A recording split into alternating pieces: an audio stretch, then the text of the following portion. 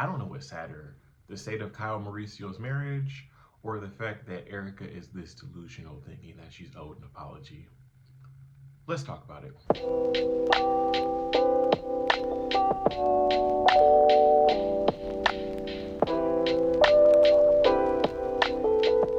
What is up, you guys? Welcome back to Leo Reviews. I'm your boy Leo, and today we are here to review The Real Housewives of Beverly Hills, Season 13, Episode 15. And let me just say, it's crazy how we are at the end of the Barcelona trip. I feel like we just got there. Like, we just got to Barcelona, and we're already at the end of the trip. But hey, you know what they say, right? Time flies when we're having fun. And I honestly really enjoyed watching these episodes. It didn't drag like other shows do. Cough, cough. Potomac. But hey, before we get into all that, please do all the YouTube things, like, comment, subscribe, and hey, let's get into the foolishness. So we pick up this episode where we ended last episode with Kyle and Sutton is just in her room, and she's very emotional because they're getting ready for, you know, the ceremony that they're doing where they're going to be releasing Merce's ashes, and it's a lot on Sutton, right? You can tell it's not just like the whole releasing of her friend's ashes, it's also the fact that she's mourning her dad, she's mourning her marriage. It's just a lot.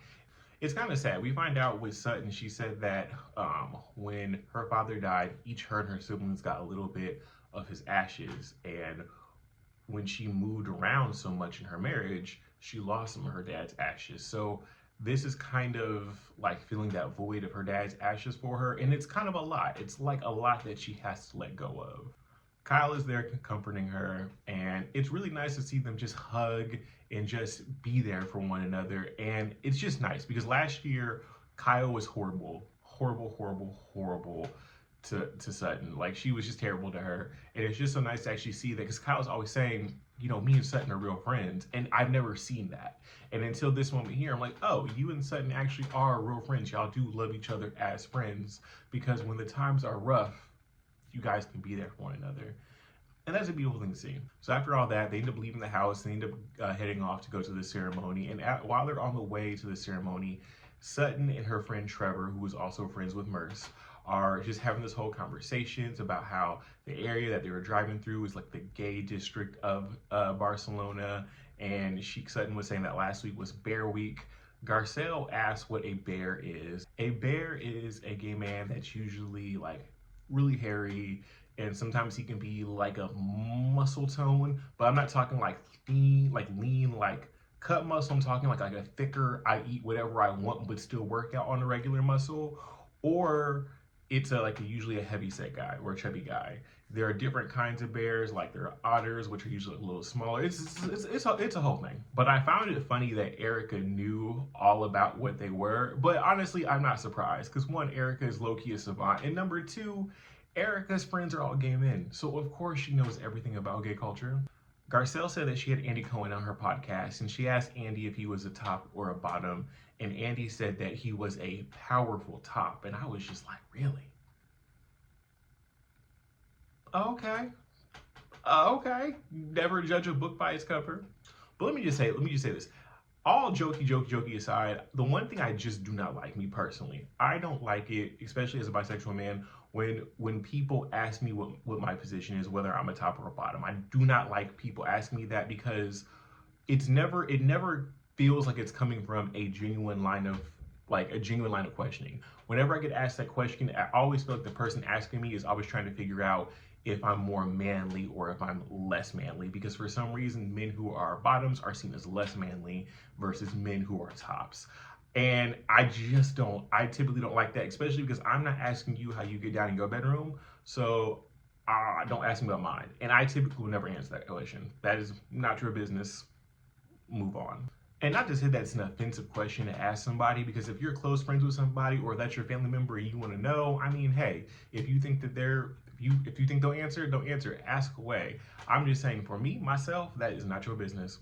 So they get to this pier or this thing where there is water, and you know, they're having this letting go ceremony. Sutton goes first, and she's just having this very emotional speech, and why she's explaining why this is so important to her, because it's not just Merce, you know, it's her dad, it's her marriage, it's so much. And you realize that Sutton is just doing a lot of letting go. She's doing a lot of letting go, and she says The three men that were the most important to her in her life, which was her dad, Merce, and her ex-husband, she's having to let go of all of them. And I think while this is very sad, I think that's such a good thing, right? Because you can't move forward in your life if you are consistently onto the past, right? And with your father and with Merce, just because you're letting go does not mean you're forgetting them.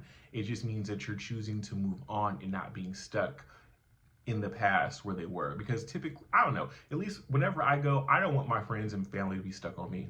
I don't. I would never want that. I would never want you to be just sad and just thinking about me all the time. I mean, shit, think about me. Think about me for sure.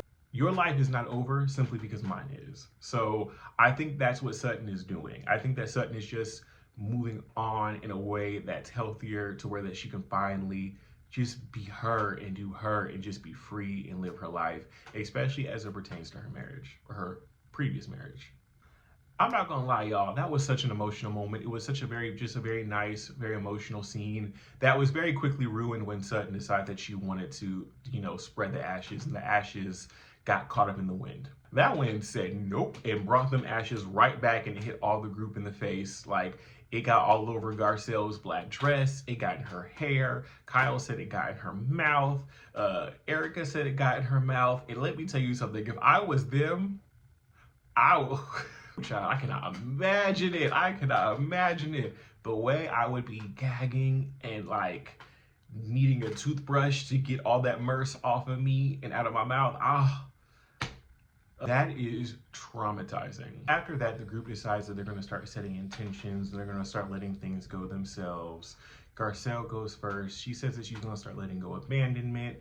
She talks about the fact that she felt that she was abandoned by her father and her father came back into her life later, but that abandonment really stuck with her. And then also the betrayal that she felt from her husband cheating on her, like that really stuck with her as well. So Garcelle says she wants to just get rid of all of that abandonment.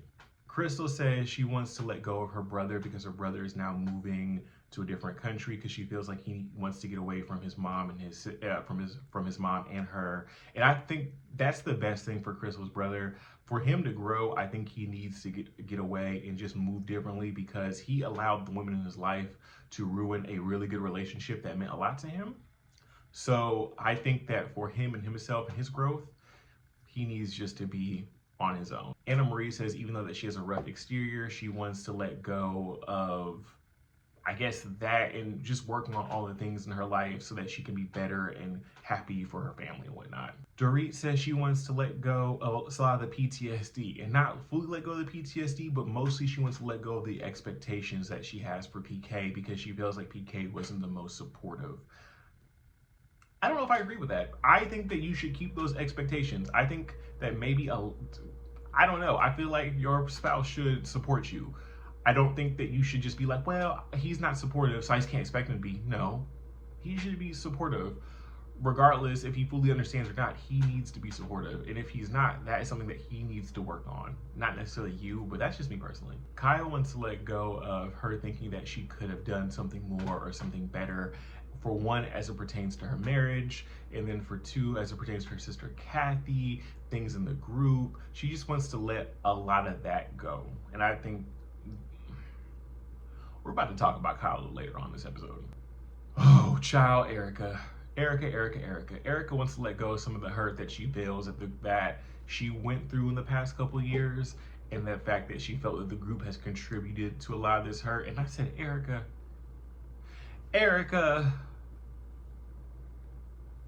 are we gonna do this?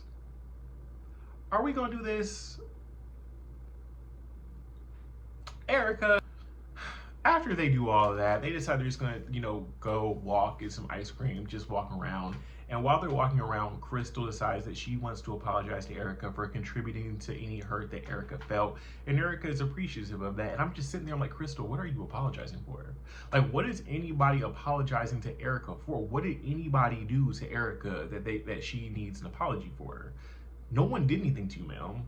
At all. It's very clear that Erica thought that the group should have been more supportive of her or should have been there a little bit more for her, but the group didn't do anything to you, ma'am. The group was just trying to hold you accountable for the fact that you were extremely insensitive to what happened with these victims. Like, yes, I think that in the beginning, Sutton might have been a little bit too nosy and everything, but after a while, it stopped becoming the group being nosy and more or less the group trying to hold a mirror up to you so that you could see that your behavior towards these people that truly suffered at the hands of your ex-husband,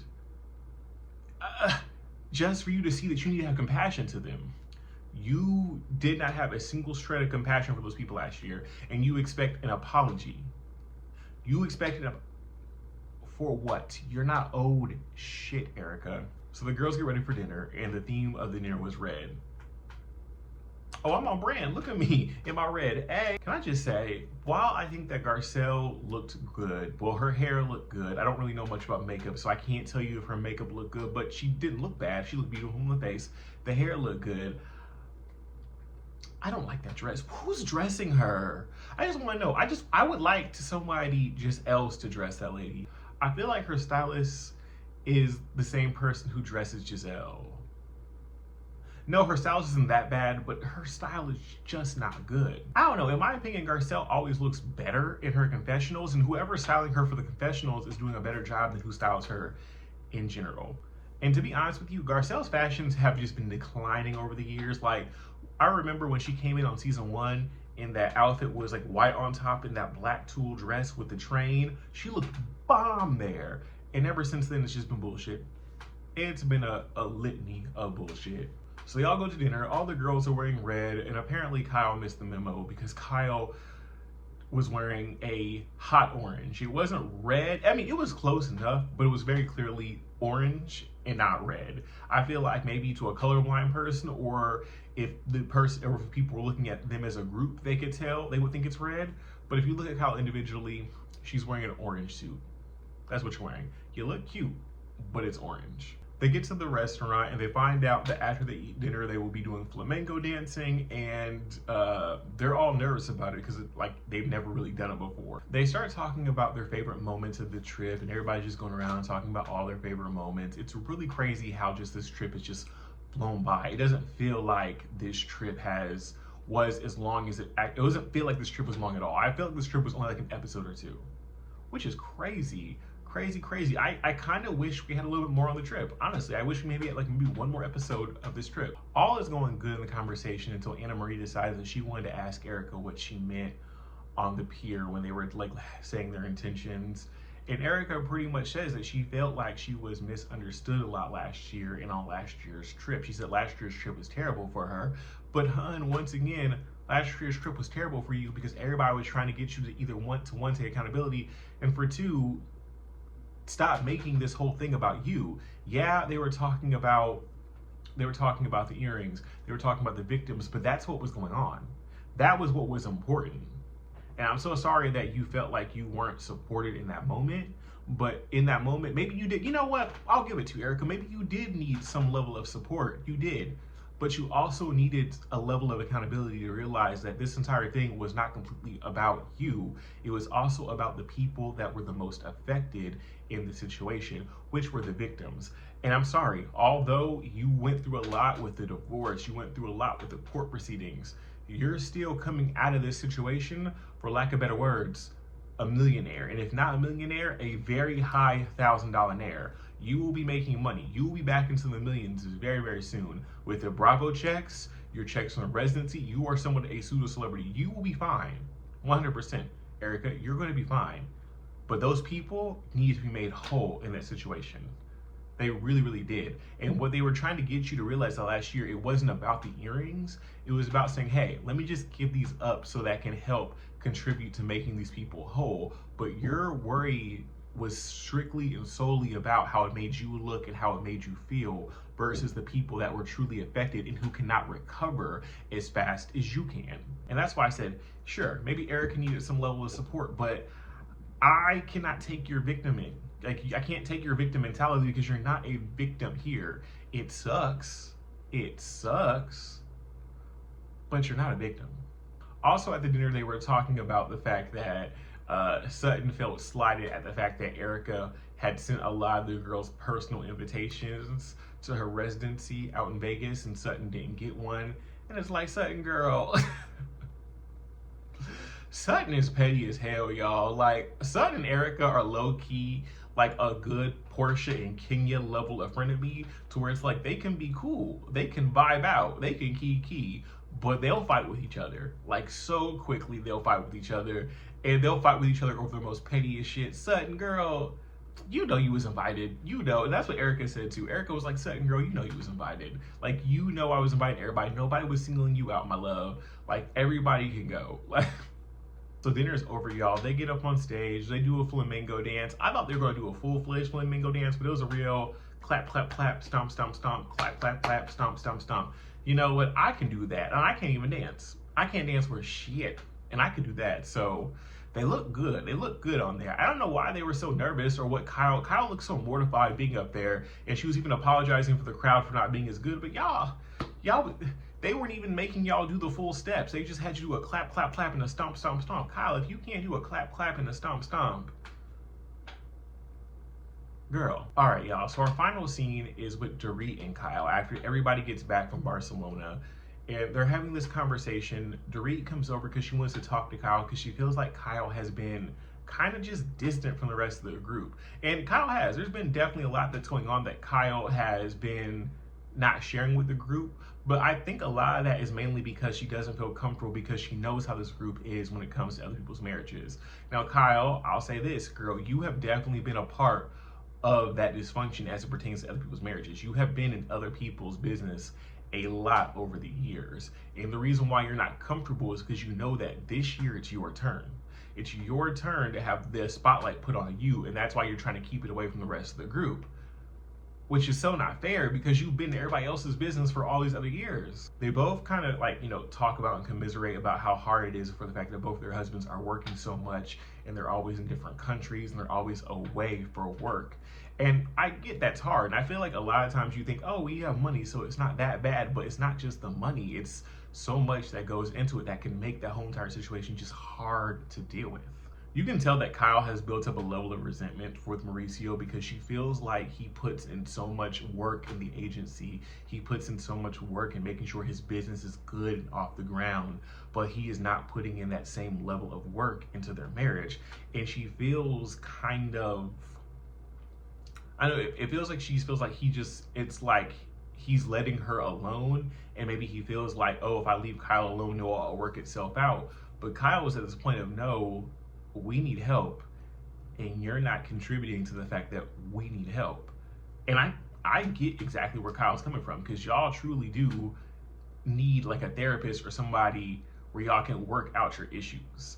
And if you can't, I don't know if your marriage can survive in the state to where it's at. It's really sad because it's gotten to a point watching the show, at least, to where you can tell their disconnect in their marriage is so great to where I feel like Mauricio is just existing in the marriage and is hoping for just things to continue as they are because he doesn't want change. And Kyle is just not happy. Kyle walks around as if she doesn't like him. Like, it doesn't even feel like she loves him even. It just feels like they're roommates. And who wants to be in a roommate situation when you're supposed to be married? I feel like at some point Kyle is maybe just holding on to this whole situation with her marriage because of just the history that they have, and because they have always, they've always just been together for so long. But history be damned, honestly. In my opinion, a marriage is supposed, not even a marriage, a relationship is for two people to not only be together, but also to build each other up and make each other happy. And regardless of how many years that you put into a relationship, if you get to that point into your relationship where neither one of you are doing the work, or one of you is not doing the work, and neither one of you are happy anymore, then if you have to end it, you have to end it. Years be damned, time be damned, children be damned. If you're not happy, everything else will suffer. Anyways, guys, that was the episode. I'm excited to see where they go next week. There's going to be another slight conversation with Erica and Garcelle where Garcelle's about to stand on business. I'm excited to see that. But I'm excited to see where the rest of the season goes. I feel like we're definitely coming to a close. We're about to get to this reunion really, really soon. And I'm excited to see that. But anyways, guys, that was the episode. Thank you so much for watching. Please, please, please do all the YouTube things. Like, comment, subscribe. You've heard my thoughts. I'd love to hear your thoughts. And hey, to the next one.